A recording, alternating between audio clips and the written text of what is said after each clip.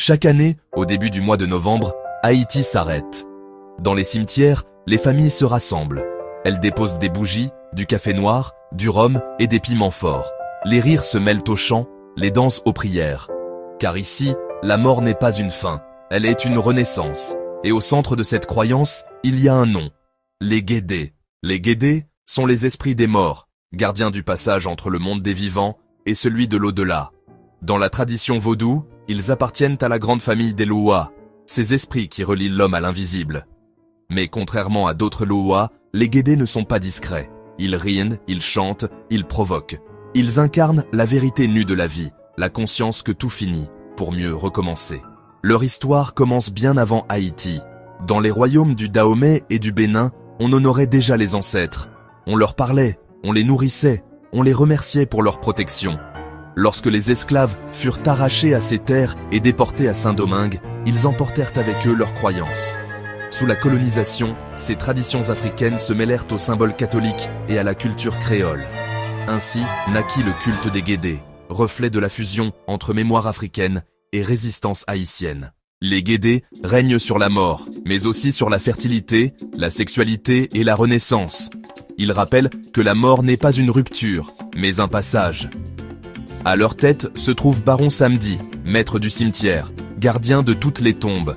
À ses côtés, Maman Brigitte, son épouse, protectrice des morts justes. Autour d'eux gravitent d'autres Guédés, chacun avec son caractère. Guédé Nibo, esprit des jeunes morts. Guédé Timalis, farceur et malin. Chacun d'eux représente une facette du lien sacré entre les vivants et les disparus. Chaque 1er et 2 novembre, Haïti célèbre la fête Guédé. 2 jours où la frontière entre le monde visible et l'invisible s'efface. Les fidèles se rendent dans les cimetières, habillés de noir, de blanc et de violet. Ils allument des bougies, dansent, boivent du clairin, fument et prient. Ils parlent aux morts comme à des amis. Ce moment n'est pas une cérémonie de deuil, mais un hommage vibrant à la vie. Durant ces rituels, il arrive que les fidèles soient montés par un Guédé.